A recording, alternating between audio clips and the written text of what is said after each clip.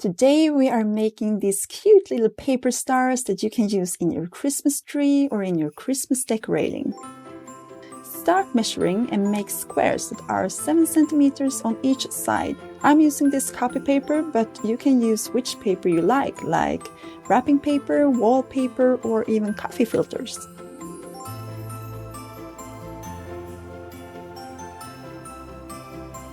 To this side we need 8 pieces, so I'm making 8 squares to cut out.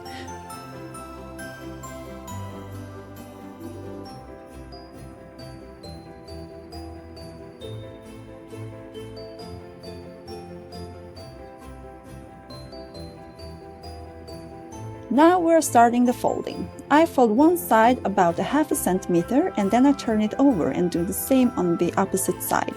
Then fold it so lines are meeting on the long side. And then we fold it again, so the short sides meet. Cut a point. And then use a glue stick and glue like the letter T. Repeat the same process on the other 7 squares.